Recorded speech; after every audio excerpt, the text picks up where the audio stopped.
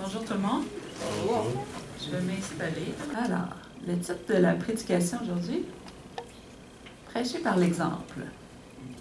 Avez-vous déjà entendu, dit, ou même pensé, je ne suis pas capable de prêcher?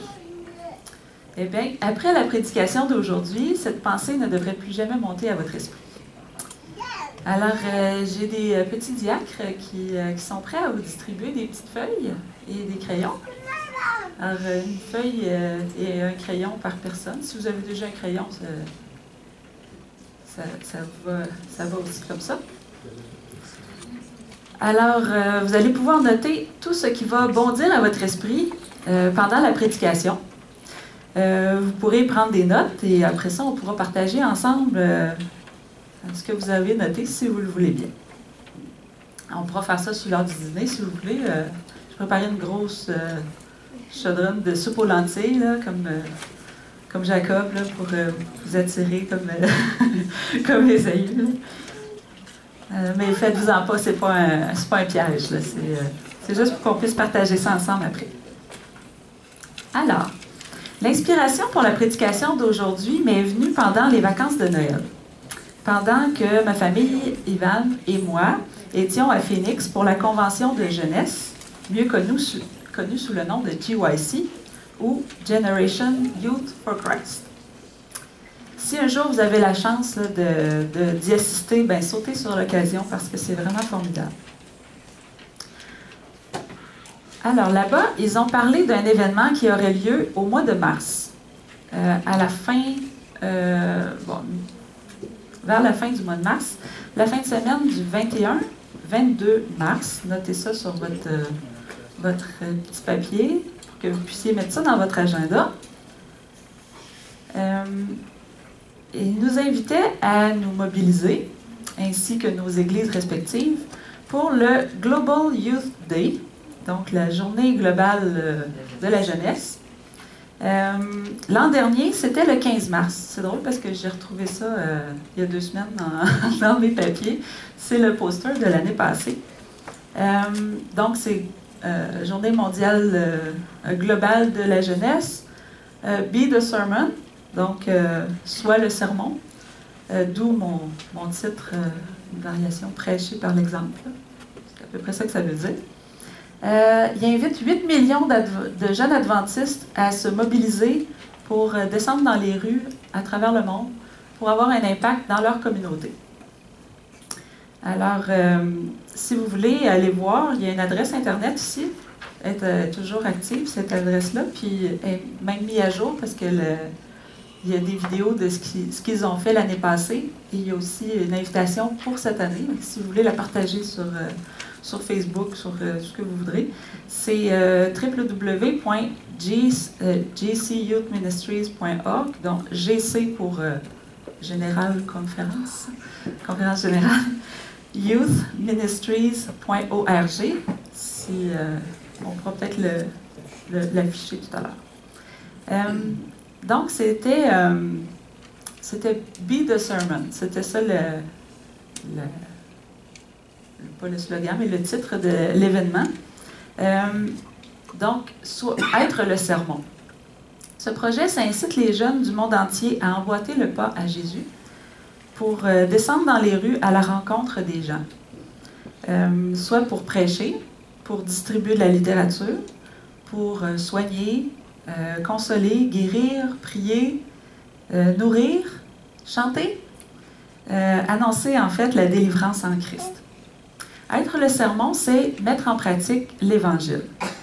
Tout comme Jésus, aller à la rencontre des gens pour leur présenter l'amour du Père, l'amour inconditionnel, l'amour agapé. Bien, c'est surtout ça qui m'a interpellée, à cause du nom de notre groupe.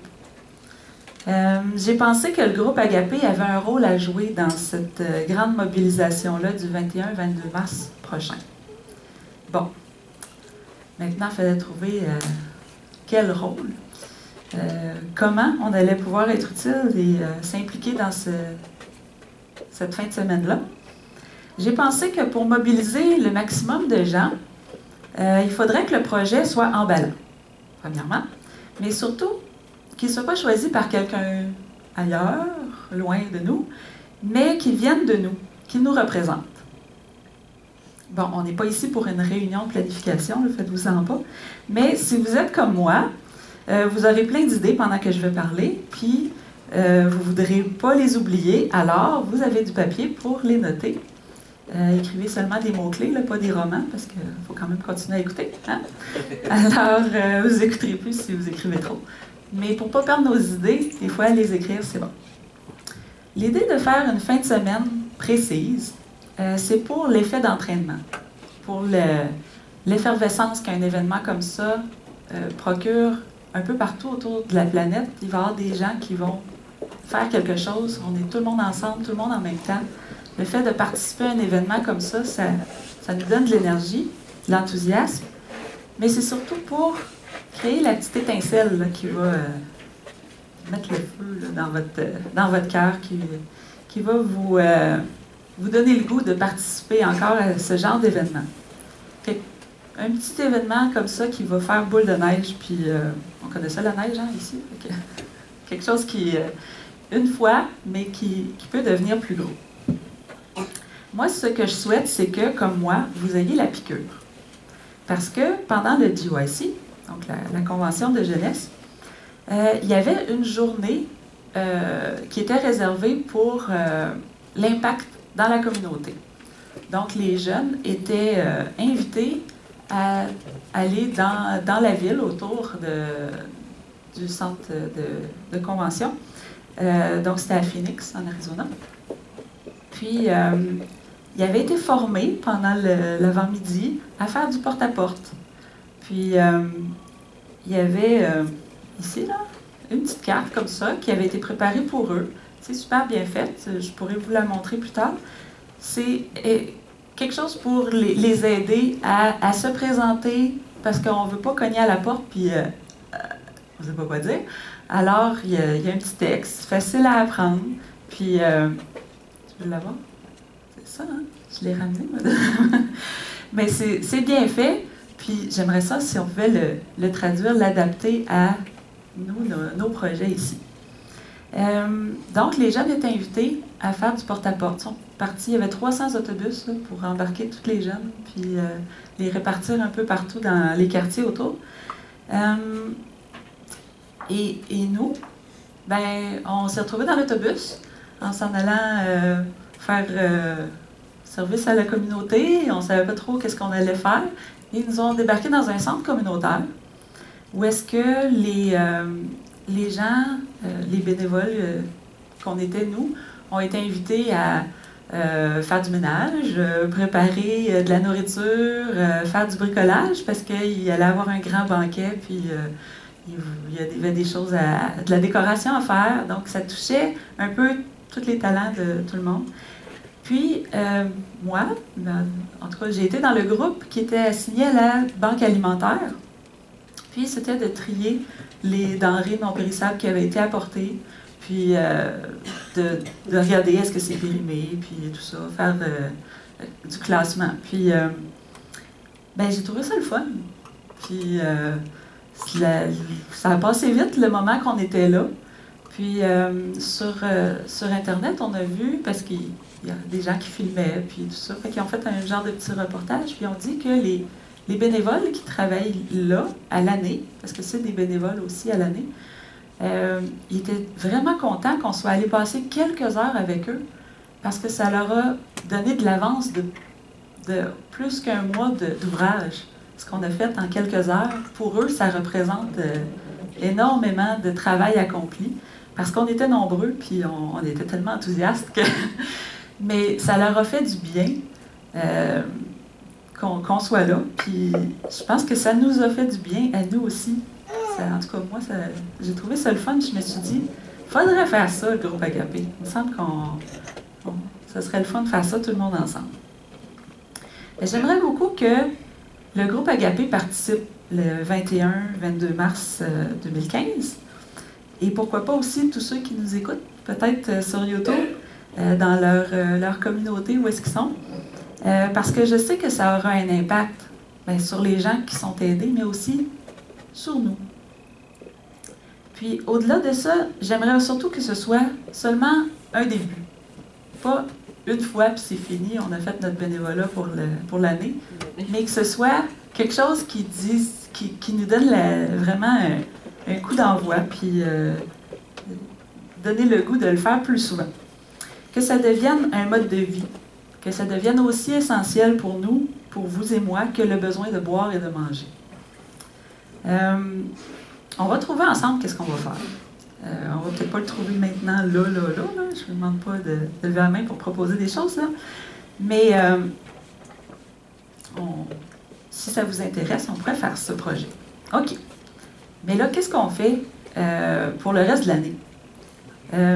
Les 363 jours qui restent, qu'est-ce qu'on fait? Alors, on se lance comme ça, puis on dit, bon, OK, on fait du bien. OK. Maintenant, de quelle façon on se met en action? Les actes de bienfaisance devraient-ils être organisés ou spontanés? Qu'est-ce que vous en pensez? Bonne réponse, les deux. Ça devrait être les deux. Organisé et aussi spontané.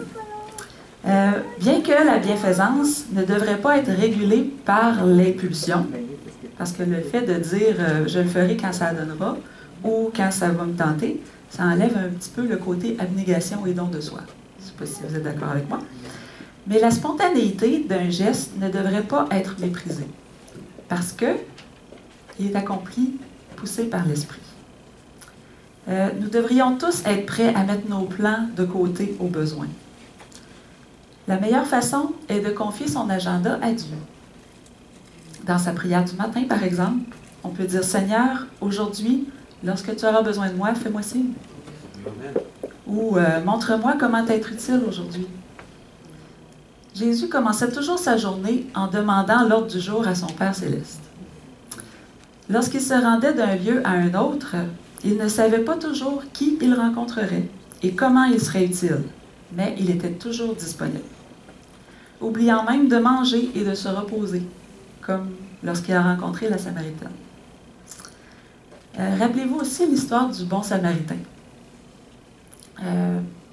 C'était un homme bien normal qui se rendait probablement à son travail ou faire du commerce à quelque part, puis un peu comme nous aujourd'hui, on pourrait s'en aller au travail, puis sur le bord de la route, il voit un homme laissé pour mort.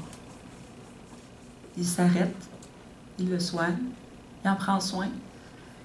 Il s'organise, il prévoit les dépenses pour que quelqu'un d'autre aussi en prenne soin. Puis il continue son chemin. Ça l'a arrêté dans sa journée, ça a bousculé sa journée. Il n'a pas prévu ça, lui, en se levant le matin. Mais il a pris le temps parce qu'il a senti l'esprit lui parler puis lui dire ça n'a pas de bon sens de laisser cet homme-là sur le bord du chemin. Puis, il a continué sa vie, sa journée après. Il n'a pas juste laissé ça là. Il est revenu après pour voir si la personne était encore en bonne santé, en forme, puis tout ça. Être capable de mettre nos plans de côté pour faire quelque chose. C'est ça la spontanéité. La bienfaisance devrait être organisée, mais tout en étant prêt à improviser aussi. La planification d'une activité aide à en faire une priorité. C'est pour ça que on doit faire des plans pour la bienfaisance. L'activité proposée pour le mois de mars, c'est un événement annuel. C'est comme un rendez-vous, quelque chose qu'on attend, qu'on prépare. On peut aussi organiser quelque chose une fois par année. Quand c'est l'anniversaire de quelque chose, de quelqu'un, on peut envoyer une carte avec une pensée, un verset biblique, quelque chose pour encourager la personne, pour lui toucher, la toucher, lui dire qu'on pense à elle. On peut écrire un petit mot sur Facebook, là. On n'est pas obligé de l'envoyer par la poste, là, mais quand c'est le Nouvel An, quand c'est une fête, ça peut être une fête aussi dans l'année, on peut donner la vigile matinale pour qu'il y ait une lecture à chaque jour. Je sais, je suis tannante avec ça, là, mais moi, je l'ai fait souvent, donner un livre comme ça, puis des fois, on l'oublie un petit peu qu'on a fait ça, puis dans l'année, la personne nous dit « Hey, tu sais, le livre que tu m'as donné, là, ah, ça me fait du bien, il y a toujours quelque chose qui m'accompagne, il y a quelque chose qui est jamais médité dans la journée. Puis, quand c'est une fête, bon, aujourd'hui c'est Saint-Valentin, une fête, tout le monde parle d'amour, là. Mais c'est nous autres, là, notre objectif dans la vie, c'est pas de parler de cet amour-là, c'est de parler de l'amour de Dieu, le vrai amour, là, celui qui surpasse tout, puis qui est beaucoup plus grand que ce qui est annoncé dans les magasins et tout ça. Une fois par trimestre, on peut organiser quelque chose. On a déjà fait à l'église de Beauport un sabbat spécial de visiteurs une fois par trimestre, 4 fois par année. C'est quelque chose qu'on peut organiser. Ça, c'est chacun d'entre vous qui invitez vos amis à venir à un sabbat spécial à l'église. Des fois, inviter quelqu'un quand c'est un sabbat ordinaire, ça peut être un peu stressant pour la personne invitée. Mais quand on dit « Ah, c'est un sabbat spécial, il va y avoir tout le monde va être des nouveaux. » Ça enlève un peu de pression sur le visiteur. En tout cas, c'est une idée. Faire quelque chose à toutes les saisons, les changements de saison. Il y a des choses qu'on peut faire en été qu'on ne fait pas en hiver. Il y a des choses qu'on peut faire à l'automne. Je ne sais pas. Quelque chose de social. Ça te donne le temps de rencontrer les gens dans un autre contexte. On peut organiser aussi quelque chose une fois par mois. Aller faire du bénévolat dans un organisme, comme on avait fait là-bas. Chanter dans une maison de retraite. Les jeunes, c'est ce qu'ils font. C'est bien, ça amène de la joie. Puis dans les paroles des chants, il y a un message qui touche le cœur. Qu'est-ce qu'on peut faire une fois par 2 semaines? Dites-moi, qu'est-ce qui arrive une fois par 2 semaines? La paye! En tant que trésorière, je ne peux pas passer à côté quand même de dire, quand vous avez votre paye, en mettre une petite partie de côté. Dire, Seigneur, ça, je te le confie. Pendant la semaine, dis-moi où est-ce que tu veux que j'utilise cet argent-là. Quelque chose qui ne sera pas pour moi, mais qui va être pour quelqu'un qui en a besoin. Mettez-le dans un petit pot sur le dessus d'une armoire, je ne sais pas, mettez-le de côté. Puis quand l'occasion va se présenter, vous ne serez pas pris de court, vous allez avoir quelque chose de préparé. Les prémices. Oui, quelque chose qui va être consacré à Dieu. Une fois par semaine, on peut faire une activité avec quelqu'un. Prendre un rendez-vous, quelque chose qui va être régulier, puis qui va vous permettre d'apprendre à connaître quelqu'un. Faire une activité spéciale avec cette personne-là. Ça peut être une étude biblique, bien sûr, mais ça peut être juste le fait de lui rendre visite. Ça peut être rendre visite à quelqu'un de différent à chaque semaine. Ça va vous permettre de connaître encore plus de monde, connaître autrement les gens dans leur maison, dans leur petit univers. Aller faire le ménage chez quelqu'un qui en a besoin. Qui peut-être est en perte d'autonomie ou je ne sais pas, quelque chose. Donner un petit coup de pouce à quelqu'un de malade ou faire de l'exercice. Il y en a qui aiment ça faire de l'exercice ici. Moi, je ne sais pas, là, mais ça me prend quelqu'un qui va me dire « Viens faire de l'exercice avec moi » parce que je ne suis pas quelqu'un qui va vraiment me discipliner et dire « Je vais y aller ». Mais si vous êtes quelqu'un comme ça, je vois un grand sourire là-bas, quelqu'un qui est capable et qui serait capable d'aller chercher quelqu'un d'autre qui a besoin de se faire encourager un peu, puis dire, regarde, moi, faire de l'exercice tout seul, je peux le faire, mais le faire avec toi serait plus le fun. Bien, vous pouvez profiter de l'occasion pour connaître mieux la personne, connaître ses besoins, connaître sa vie, puis lui parler de la santé. On a un beau message sur la santé dans notre Église. Mais il faut avoir le temps et le bon moment pour en parler. Là, on t'a rendu quoi? Une fois par semaine? Maintenant, une fois par jour. Il y a la Bible. Oui. Est-ce que vous me trouvez un peu trop intense, là, de trouver un acte de bienfaisance à faire à chaque jour, puis que ce soit organisé, parce que c'est pas quelque chose de spontané, là, quelque chose d'organisé, que vous dites à chaque jour, je fais quelque chose de bienfaisance pour Dieu. Je vais vous dire qu'est-ce que vous pouvez faire. Vous pouvez appeler quelqu'un, téléphoner. Vous n'êtes pas obligé de vous rendre. Faire une visite, c'est bien, mais téléphoner à quelqu'un. Dire, ah, Seigneur, qui je devrais appeler aujourd'hui? Puis vous parlez avec la personne. Vous pouvez même prier avec la personne. Quand vous raccrochez, vous pouvez prier pour cette personne-là si elle n'était pas ouverte à prier avec vous, peut-être. Avoir un petit journal, là, un petit registre de prière. C'est un ministère, ça, de prier pour les gens. Avoir du temps libre, mais occupé utilement. Ça, c'est...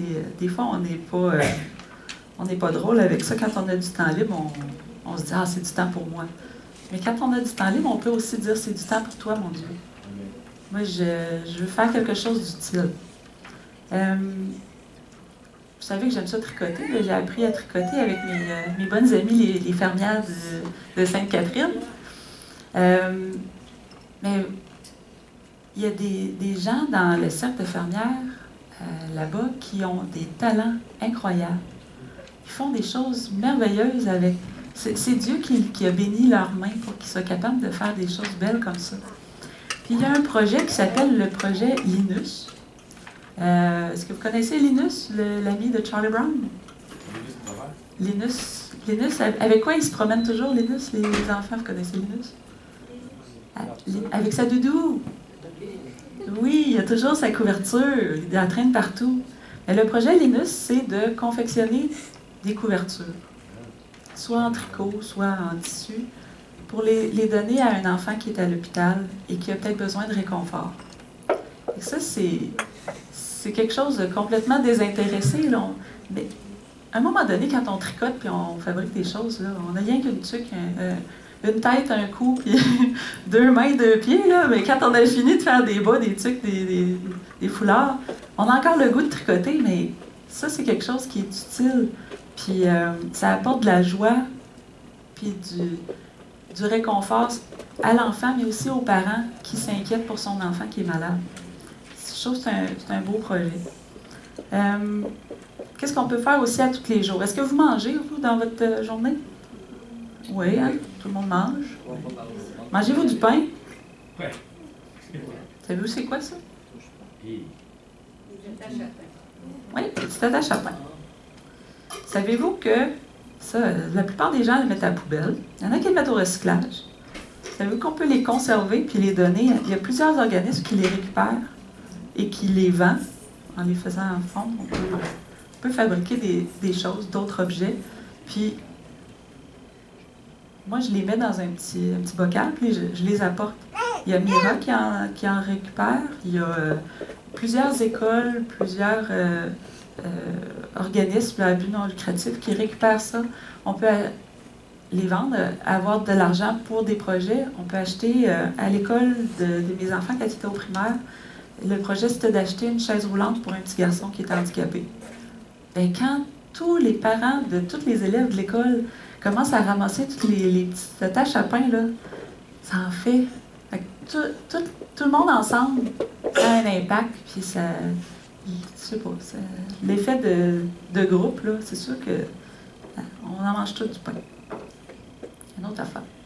Moi, il y a des petits pots dans ma cuisine. Savez-vous, c'est quoi ça? Qu'est-ce que c'est les enfants? Ça? Oui, des goupilles. Des goupilles de canettes. Canettes de ce que vous voudrez, là. C'est en aluminium. Quand on récupère les canettes, on les met dans la gobeuse, bien, ça nous redonne de l'argent. Mais que la goupille soit sur la canette ou non, là, on va l'avoir pareil, l'argent. Ça se récupère pareil. Sauf que la petite goupille, si on la donne à certains organismes, c'est de l'aluminium, ça se recyclable à 100%. Puis, ça permet d'avoir de l'argent. Ça change quoi dans notre vie? C'est pas long enlever la petite goupille, c'est même le fun. Tu te promènes, tu prends une marche, une goupille! À un moment donné, j'allais prendre des marches, j'avais des goupilles partout dans mes poches. Mais ça devient un mode de vie, ça devient de penser, c'est pas pour moi, là, c'est de penser à l'autre. Il y en a qui, là, avec les cartes, puis tout ça, les cartes de crédit, les cartes de débit, il y en a moins, mais il y a des gens qui mettent, le soir, il y avait du change dans leur poche, ils arrivaient à la maison, mettaient ça dans un pot, Puis il disait, bon, mais ça, c'est de l'argent qui va aller pour les missions, pour le 13e sabbat. le prendre du 13e sabbat, oui. C'est toutes sortes de petites choses qu'on peut faire qui ne sont pas compliquées, mais à chaque jour, c'est de dire, ben Seigneur, je fais un petit peu, je fais ma part, puis toi, fais le reste, je te le confie, Seigneur. Parce que la responsabilité de la bienfaisance, ben, ça repose également sur chacun de nous, sur tous les membres du peuple de Dieu. Puis, c'est pas sur quelqu'un plus qu'une autre. On peut pas dire, ah ben, nous autres au groupe Agapé, on a une personne qui fait du bien, puis ça couvre pour tout le monde. C'est la responsabilité de chacun d'entre eux. Puis, les idées et les occasions de faire du bien, ben, ça manque pas.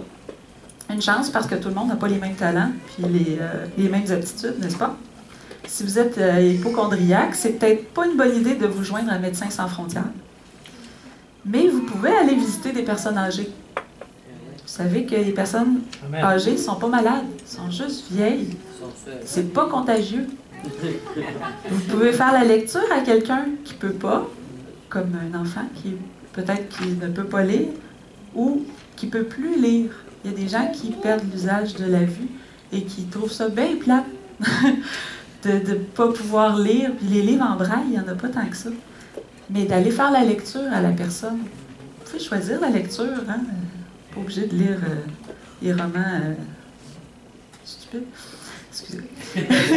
La simplicité de l'acte de bienfaisance n'en diminue pas les mérites. Jésus, en parlant de Marie-Madeleine, il dit « Elle a fait ce qu'elle a pu ». Mais dans le fond, ça s'adresse à chacun d'entre nous. Si on fait ce qu'on peut pour Dieu, c'est là où est-ce que ça touche. Il est content de voir qu'on fait quelque chose. Lorsqu'il parlait de la veuve qui avait apporté au temple 2 petits sous, puis que tout le monde la regardait, il dit « Elle a mis plus que tous les autres, parce que ça venait de son cœur. » Si vous n'avez pas le contact facile avec les gens, bien, certaines personnes entraînent des chiens pour l'Iran. Ça a un impact très grand dans la vie de quelqu'un qui est non-voyant, d'avoir quelqu'un qui a pris du temps pour entraîner un chien. Vous êtes bon dans le ménage? Vous allez vous faire des amis. Vous êtes bon pour faire la cuisine?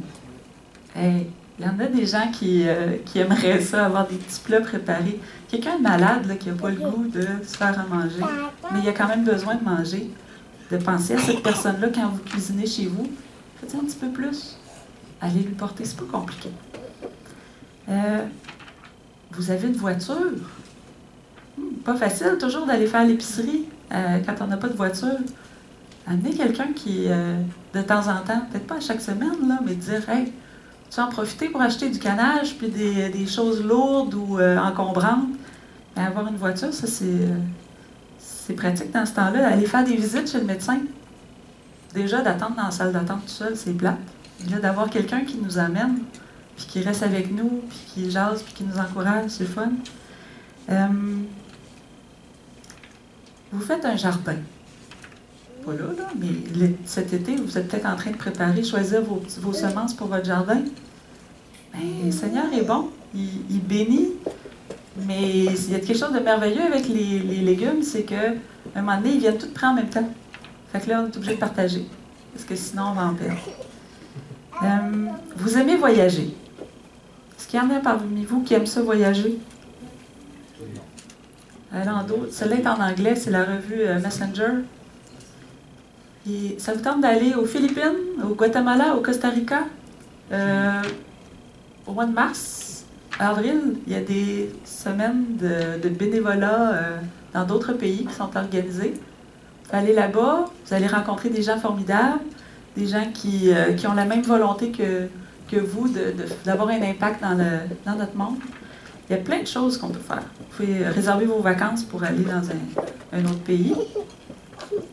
Adopter un enfant, peut-être pas l'adopter, c'est un gros contrat, mais il y a des organismes qui, pour parrainer un enfant, vous connaissez Vision mondiale, saviez-vous que l'Église adventiste a aussi un programme pour parrainer des enfants, qui s'appelle REACH. C'est REACH Canada, celui-là. C'est dans la revue, là. Vous regarderez, il y a un beau petit coupon à découper pour envoyer. Il y a plein de façons qu'on peut avoir un impact dans notre monde. J'aimerais ça vous parler de cette chose-là ici, là, qui est... c'est un prof d'une école primaire qui avait vu le typhon, je ne sais pas trop quoi, qu'il y avait eu aux Philippines. Les villes qui avaient été dévastées par puis les gens qui n'avaient plus rien.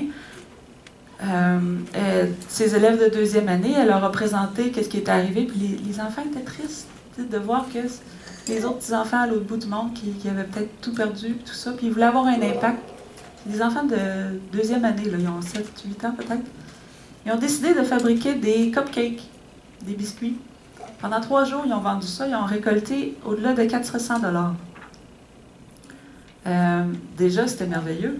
Mais le gouvernement canadien a décidé de doubler toutes les offrandes, les dons pour aller aux Philippines. Donc, il était près de 1000 $ là, qui étaient pour être envoyés. Les élèves étaient tellement contents. Il y a quelqu'un qui a entendu parler de leur projet qui a dit « OK, le gouvernement, il double. Moi, je vais doubler avant. » Fait que là, ils se sont rendus à 1000 $. Et là, ça n'a pas resté comme ça. Le monsieur qui avait doublé, il a challengé, il a mis un défi à son patron de faire la même chose. Le patron, il a doublé. Il est rendu à 2000 $. Avec le gouvernement, ça fait 4000 $. Ça a parti de petits gâteaux dans une classe de deuxième année. On ne sait pas, des fois, quand je vous parlais de faire boule de neige, c'est ça que ça veut dire. Des fois, un petit geste peut nous inspirer à faire quelque chose aussi. Le truc, en fait, c'est d'être à l'écoute. À l'écoute des besoins des gens autour de nous et à l'écoute aussi de la voix de Dieu. Ellen White dit que la pratique de la bienfaisance, c'est un fruit quotidien d'une personne connectée à Dieu. Le don systématique en accord avec le plan de Dieu garde le canal du cœur ouvert. On se place alors en connexion avec Dieu afin qu'il nous utilise comme des canaux par lesquels ces dons peuvent se déverser sur les autres. Elle dit aussi que la bienfaisance n'est pas une obligation, mais un mode de vie. Tout comme pour l'entraînement physique, les premières fois peuvent être un peu éprouvantes. Ça peut éprouver notre patience, ça peut aussi nous déstabiliser, brasser nos émotions. Mais avec la répétition, l'activité deviendra de plus en plus facile et les bienfaits iront en grandissant. Dans Témoignages pour l'Église, volume 3, il est écrit que la pratique de la bienfaisance étouffe la convoitise. Le don continuel fait mourir de faim la convoitise. C'est le moyen choisi par Dieu pour tester les cœurs. Et la pratique de la bienfaisance augmente l'amour pour les âmes. C'est ce qu'on appelle la compassion. Philip Keller a écrit dans The Inspiration Writings, je l'ai traduit, en tout cas, traduction libre, disons. Est-ce que je m'assois sur mon piédestal d'orgueil et jette un regard condescendant sur mes contemporains, ou si j'en descends et m'identifie personnellement avec eux et leurs dilemmes, et là, j'étends mes bras pour distribuer une petite portion de la bonté et de la grâce qui m'a été donnée par le Maître. Dans ses visites, Jésus rencontrait des gens de tout rang, riches et connus aussi bien que pauvres et ignorés. Le message qu'il apportait à chacun était ensuite répandu à travers le pays sous forme de témoignages donnant gloire à Dieu. Le plan du salut débute et se termine avec la bienfaisance, nous dit Ellen White en Témoignages volume 3. J'ai médité là-dessus un petit peu. Le plan du salut débute et se termine avec la bienfaisance. Puis finalement, j'ai compris que c'est l'amour de Dieu qui touche le cœur. Puis cet amour-là devient un moteur qui nous pousse vers l'autre pour exprimer l'amour de Dieu. C'est ça le plan du salut. Simon, fils de Jonas, m'aimes-tu? Paie mes brebis, c'est Jésus. Dans Jean 20, verset 16. Le bon berger connaît ses brebis. Il en prend soin. Il les fait reposer dans de verts pâturages. Il les dirige vers des eaux paisibles. Il restaure leur âme. restaurant. Dieu nous invite à nourrir l'âme de notre prochain. Connaissez-vous l'histoire de Dorcas? Oui. Dorcas, dans le livre des Actes, elle vivait à Jopé et elle faisait beaucoup de bien autour d'elle. Elle était une couturière, puis elle fabriquait des habits qu'elle distribuait aux gens qui étaient pauvres. Puis, un jour, elle est tombée malade et elle est morte. Et les gens de la ville ont dit, ça n'a pas de sens, cette personne-là. Elle ne peut pas mourir. Elle est tellement... C'est une personne qui donne puis qui ne demande rien en retour. Dieu ne peut pas laisser ça comme ça. Ils ont appris que Pierre était dans le village à côté, puis il avait fait une guérison. Ils ont envoyé des gens chercher Pierre, ils ont dit, là, il faut que tu viennes faire quelque chose pour Dorcas. Mais elle n'est plus malade, là, elle est morte. Ils ont expliqué qu'est-ce que Dorcas faisait et l'impact qu'elle avait sur sa communauté. Pierre a dit aux gens de sortir de la pièce. Il est resté seul avec Dorcas qui était couchée sur son lit, inanimée. Et il a prié Dieu. Puis, il a dit à Dorcas de s'asseoir sur le lit. Puis elle s'est assise. Elle était vivante. Sa compassion et ses actes de bonté désintéressés lui ont valu le privilège de ressusciter. On appelle souvent les œuvres de Dorcas des œuvres de charité. Vous pouvez relire le chapitre 13 du premier épître aux Corinthiens qui nous parle de la charité. Et quand je distribuerai tous mes biens pour la nourriture des pauvres, quand je livrerai mon corps pour être brûlé, si je n'ai pas la charité, cela ne me sert de rien. La charité ici, c'est l'amour, c'est l'agapé. En ce jour où tout le monde parle d'amour, parlons du vrai amour, celui qui se donne pour son prochain, sans mesure, sans arrière-pensée. Celui qui donne son temps, ses connaissances, sa patience, sa compassion, son argent, et qui accepte d'être vulnérable. Un vrai instrument utile dans les mains de son Créateur pour être la révélation du Sauveur. L'expression du caractère de Dieu. Prêcher par l'exemple. Tout le monde peut faire ça. On peut donner sans aimer, mais on ne peut aimer sans donner. Amen. Seigneur, bénisse. Amen. Amen.